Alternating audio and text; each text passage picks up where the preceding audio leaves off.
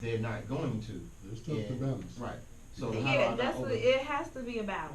Like if you're posting, I feel like the difference is if you posting 6, 7, 8 times a day the same thing or promoting the same thing, it becomes a problem. Right. If it's once or twice, once in the evening, once in the morning, or even once in the afternoon, I feel like that's okay. It's spaced out. So basically, we all agree, not you or him. We all agree that we kind of. Do you even do that? Do you? You didn't answer that. Do you? Are you careful about your shares?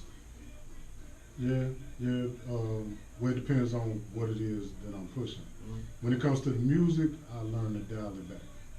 You know what I'm saying? I'm real sporadic with that now because I know that's the music is it's personal.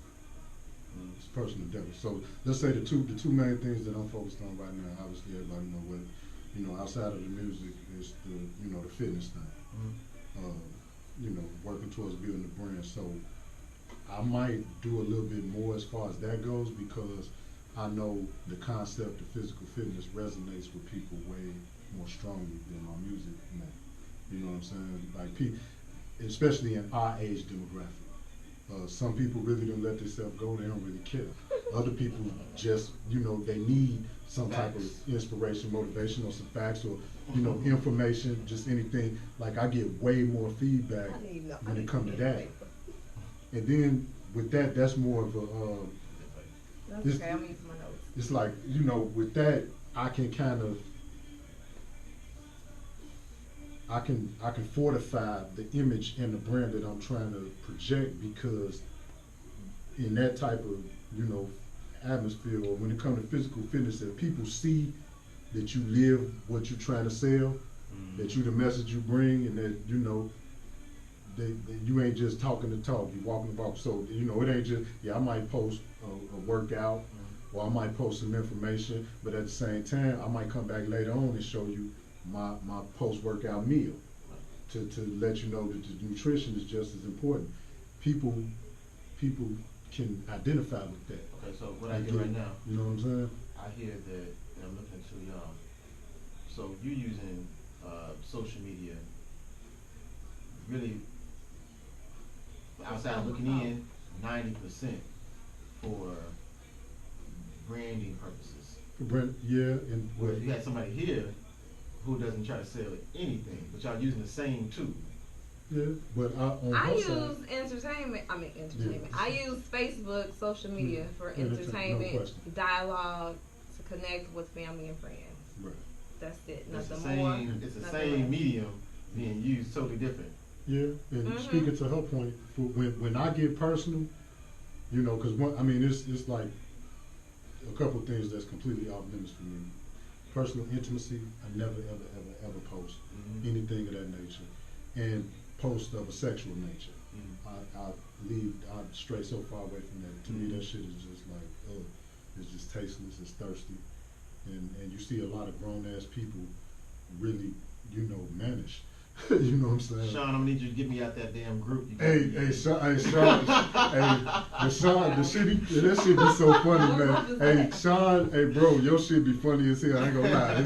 It's so outrageous. It's be comical, but when it comes to the personal aspect, that's when I portray again certain aspects of character. I'm a very family-oriented person. I'm a very loyal person. Like, I always prided myself on the fact that I've never ever in my entire life had an altercation with somebody I considered a friend or a brother. You feel me?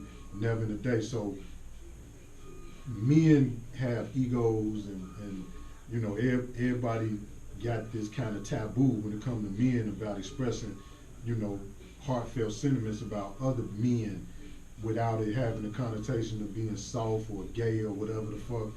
So that I project that type of shit a lot. Like, man, ain't nothing wrong with loving your brothers. Ain't nothing wrong with having that type of camaraderie and appreciation for, whether it be blood family members or brothers that you consider family, or sisters that you rotate with in a platonic sense that you got that kind of love for. Just really demonstrating that aspect of it. Then as far as family concerned, we see so much discord and animosity among black families in particular, you know, where we see all out beefs play out on Facebook, you know what I'm saying? Some shit that stem from a get together or some underlying issue within their particular tribe, and they hand out all their dirty laundry on Facebook, and you know, then you see all this, you know, family will do you quicker than this, and fuck family, I ain't got nobody but myself and my kids. You see all that old goofy ass shit, and then you step on the other side of things, and you see other ethnic groups. They don't have that type of animosity, and if they do, they keep that shit. I've been trying to figure that out in the because crib. I don't. You know what I'm saying? I can't say that I have enough other race interaction. My other race interaction on Facebook would be Africans. If you want to make it, it's not really another race, but it's a different culture. Different culture, right? I could, you know what I'm saying, maybe out of all my social media friends on either platform, this might equal to 10 white people. Wow, and I probably got a lot more. Yeah, I probably got like 10 white people, you know what I'm saying? And that might not be even 10. But, so I'm not seeing what they do. And to be honest with you, they're very quiet. Yeah. They're very quiet. Yeah, no There's question. a lot of people on my social media, on any subject of any race relation, they don't say Yeah, they nothing. tiptoe, you know. They don't say nothing. Yeah, it's a guilt complex. They so scared to engage in that type of Yeah, dialogue yeah. because they don't know what's offensive and what's not offensive. Right. So they don't, and they don't have that in their heart. Right. They don't want to put it on the table. cause no like, problems. Yeah, You know what I'm saying? no question. So they they don't say nothing. If I post something and it ain't got anything hint of race in it, they don't touch that. Yeah, they fall back. They don't That touch shit that. like kryptonite. They don't touch that. And I But noticed the ones I have, you know, see for me, but I have like my father's side of the family, man. You know what I'm saying? They originate from Quincy, Illinois, and that side of my family traditionally has had a lot of interracial marriages and relationships, and as a byproduct of that, obviously I have more than a few mixed cousins or whatever.